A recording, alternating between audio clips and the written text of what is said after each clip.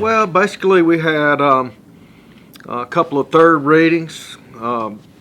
One was an ordinance, or basically it was just to enlarge the joint county business park, basically.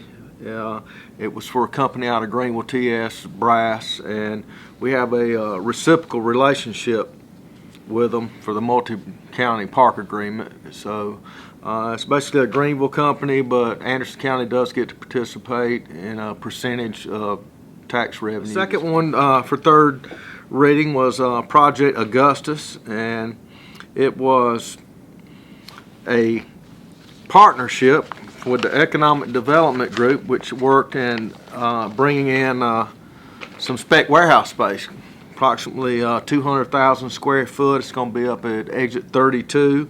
The property that they're building on currently pays $60.04 in property tax. Projected taxes the first year was $28,000 and some change. 20-year project over almost $3 million.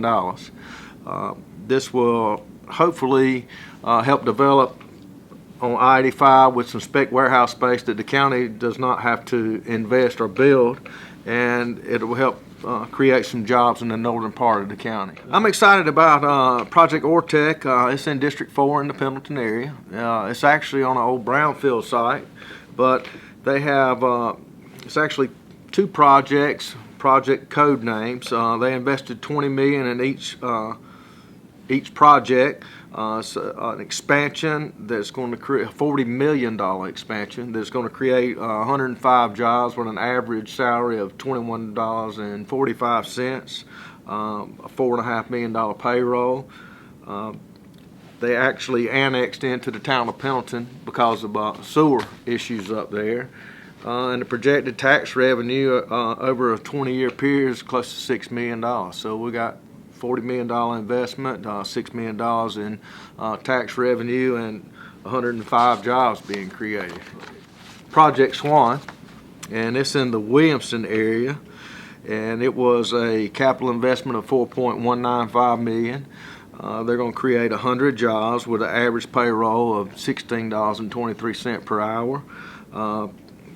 Their taxes in 2018 on that property was $19,000 and some change, and the 2020 is going to $41,700, and over a 20-year community impact, we're looking at a $35.9 million impact for the community. And a solar project as well on there. It doesn't create any jobs, but it's going to take some agricultural property that was generating $104 a year in property taxes, and it's going to be generating almost $12,600 per year on a 20-year project, $160,000. So that was a good project as well. We had another deal that came up tonight. It's not really unusual, but a project that was done back in 1999 with the old fee in lieu of taxes, where the county actually is on the deeds for their properties. We just switched it over to a new agreement to where the county would not be on their property or show ownership, and it makes it a little easier for a company to borrow money. And ordinance on second reading was an ordinance to amend or clarify storage of commercial equipment in residential zoned areas. It went through public planning and public works, and it was just to allow the county to have some teeth in enforcing certain things like skid steers, equipment, no commercial operation in a zoned residential area, and if it's out of sight, it doesn't really apply. But I'm not going to get into all the details and list every little thing that was there, but I know there's been some complaints in different areas about certain things of that nature, so that should help address that. We discussed a lease agreement between Anderson County and TriCounty Tech, which was TriCounty Tech has had property leased out at the airport, and it is an area of property that's not under FAA regulations. It's on the back side, and we partner with TriCounty Tech, and they do some heavy equipment training and operations out there, and they also help to train some of our employees and do some small grading jobs and stuff for us as well. So I think that was a good trade-off. Also, we're in negotiations or negotiating and working a lease with TriCounty Tech on some space out at the old TTI or Ryobi or the old Singer plant, which a lot of people remember, to do an asphalt plant out there. That really didn't come up in the meeting tonight. I know there were some concerns that we're entered an agreement with TriCounty Tech to allow them to use some space on the back side of that property to put up 4 poles to do lineman training, which is exciting to have it done here in Anderson County, and hopefully some of the people around this area can get trained up and get a good paying job. There is approximately 60 acres off of Garrison Road, and it was broken down into 3 different areas. It was currently zoned R20, which means 1 house per 20,000 square feet, and they wanted to switch it back to residential agriculture. So I think the people in the area, I got a lot of phone calls seeing the zoning signs, worried about a big housing development coming in there, but it's actually going back to a residential agriculture, and I think there is some good plans and use of that property that's going to be coming out. We had negotiated a new waste hauling agreement that actually is going to end up saving the county over approximately $8,000 a year in disposing of our 30 and 40 yard bins for the Sheriff's Department and convenience centers. There was also an agreement with our fleet services. We do some outside work, not really outside, but for other municipalities, other police departments, and Mr. Stone, that's over that department, had actually come up with a plan to have everything spelled out, cost of labor, materials, parts, supplies, and I think that'll work out good.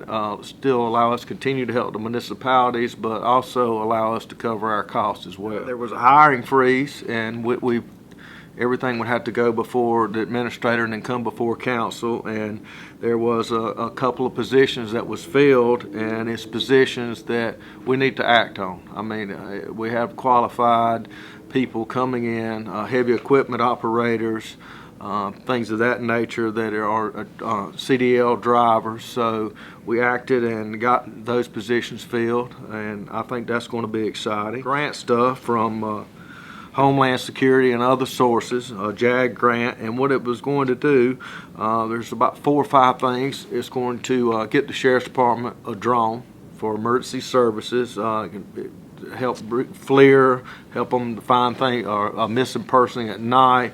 So that's going to be exciting for them. Also, they had a bomb squad, stuff for the bomb squad, new robot training, new equipment, new safety gear that was covered under a bond, and a grant, and it actually is going to replace some old outdated equipment and increase the safety of our constituents and the Sheriff's Department as well. They're going to be doing body cameras for our officers. I'd love to see every officer have a body camera, not only to protect the officer, but protect our citizens as well.